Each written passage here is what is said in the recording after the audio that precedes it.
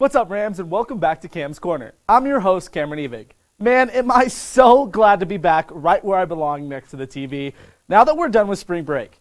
Now, of course, with that much-needed break comes a bunch of news that we missed over the past several days, which Madeline and Ella filled you in on just a little bit. But hey, it hasn't all been bad for Colorado sports recently, because I'm sure you've heard the Broncos are one of the many teams that recently made a splash in the NFL free agency. Check out the squads that I think improved the most over this year's spending spree in pro football. All that and more on Cam's Corner, which starts right now.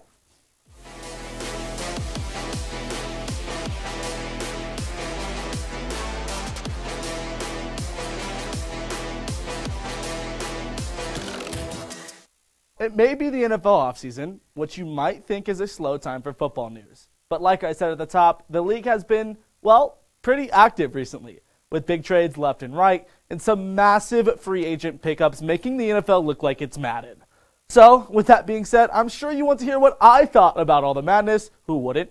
So here are the top 3 teams that I feel like have done the best so far in free agency this year. And we're going to start out in LA with the Chargers. That guy is one of the big reasons, but let's start with J.C. Jackson. J.C. Jackson coming over from the New England Patriots, an absolutely phenomenal cornerback, second in the league last year, trailing only Trevon Diggs in the amount of interceptions that he got. One of the top 5 cornerbacks in the league, in my opinion, absolutely locked down is J.C. Jackson. Going to be great to pair with Asante Samuel and Derwin James in that Chargers secondary. Can't forget about Khalil Mack, though. We know how good this guy is. Had the stint with the Raiders that made him the player he was. His time with the Bears was a little bit underwhelming for Bears fans. Only 6 sacks last year, but we know what kind of player he can be when he's healthy. The Chargers are my number 3 team on the list. Number 2, this one might come as a surprise, but it's the Denver Broncos. Now you might be thinking, who could possibly have made a better move than getting Russell Wilson? And I'll get there. But let's not forget, the Broncos had to give up a lot for Russell Wilson. 2 firsts, 2 seconds, Drew Lock, Noah Fant, Shelby Harris, all for Russell Wilson. And I think it's okay. Alberto's a great backup tight end, and now is going to have an increased role. Russell Wilson is that spot that everybody said they needed. The whole time last year, all you heard are the Broncos are a quarterback away. The Broncos are a quarterback away.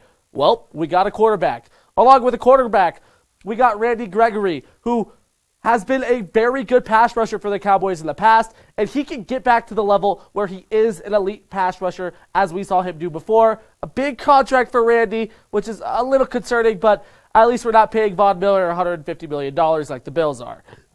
DJ Jones, the perfect middle run stuffer. Can't forget about how good DJ is going to be in the middle of those 2 outside linebackers with Randy Gregory and Bradley Chubb rushing the passer. I think the Broncos D-line is something to be scared of next year.